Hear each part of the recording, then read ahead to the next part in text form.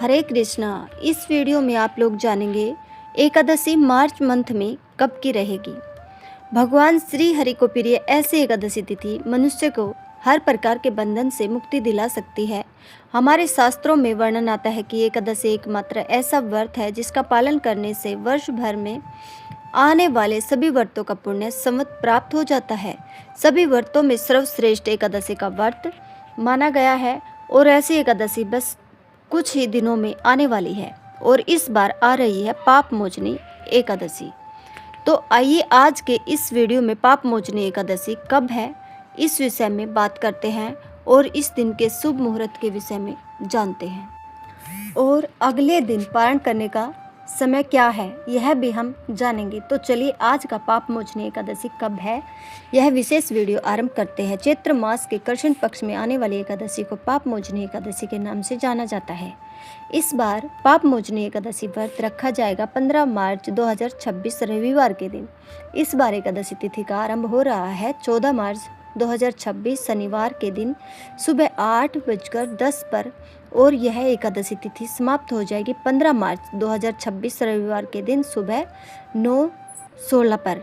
लेकिन जैसा कि हम जानते हैं तिथियों का पालन हम सूर्योदय के समय अनुसार करते हैं और इसलिए उदय तिथि के अनुसार एकादशी तिथि सूर्योदय के समय में जिस दिन उपलब्ध होती है उसी दिन हम एकादशी का व्रत रखते हैं। तो इस बार एकादशी तिथि सूर्योदय के समय में 15 मार्च को प्राप्त हो रही है और इसी वजह से इस बार हम पाप मोचनी एकादशी का व्रत का पालन 15 मार्च 2026 रविवार के दिन ही करेंगे। इस एकादशी व्रत का पालन करने का समय रहेगा अगले दिन यानी कि 16 मार्च 2026 सोमवार के दिन सुबह 6:36 से लेकर 9:43 के बीच में।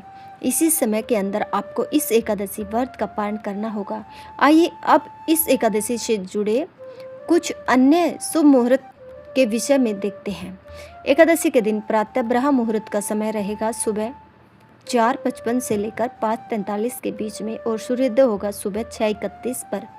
सूर्यास्त का समय है शाम 6:29। इस बार एकादशी तिथि पर सुबह 9:16 तक एकादशी तिथि विद्यमान रहेगी और उसके बाद द्वादशी आरंभ हो जाएगी।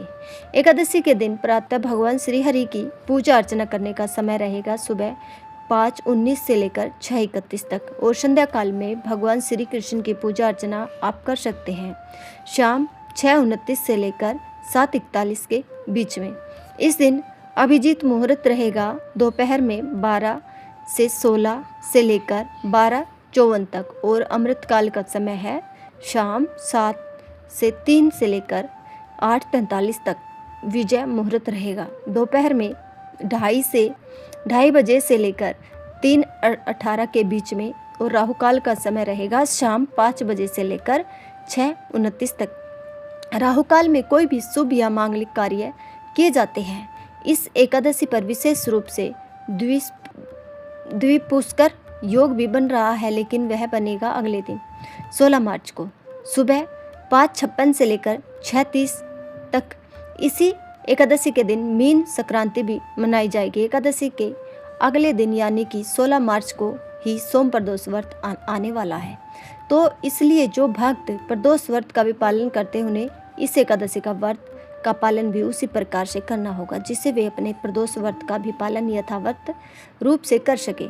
कई भक्त हमें पूछते हैं कि जब एकादशी का व्रत रखा जाता है और अगले दिन प्रदोष व्रत आता है तो एकादशी व्रत का पालन कैसे करें और प्रदोष का व्रत यथावत चालू कैसे रख सकते हैं। तो इसकी विधि बहुत सरल है। अब एकादशी व्रत के अगले दिन पारण के समय पर पारण की जो शास्त्रोक्त विधि है उसका पालन करें।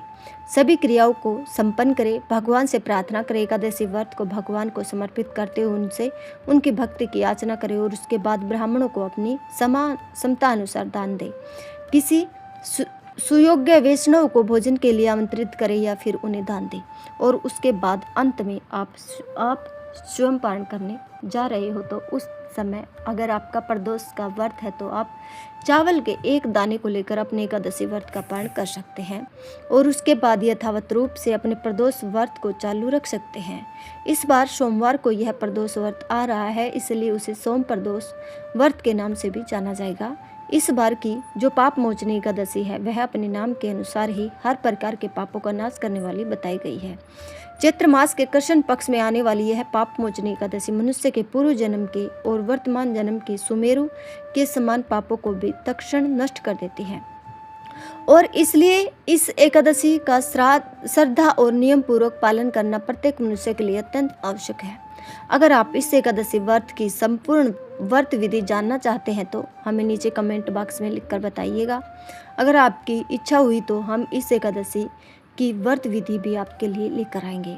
इसी के साथ के इस वीडियो को यहीं पर विराम देते हैं। अगर आज की जानकारी अच्छी लगी हो तो इसे अधिक से अधिक लोगों तक पहुंचाएं। इस वीडियो को लाइक करके ज़्यादा से ज़्यादा लोगों को शेयर कीजिए ताकि उन्हें भी इस बार पाप मोचनी एकादशी के विषय में संपूर्ण जानकारी प्राप्त हो सके।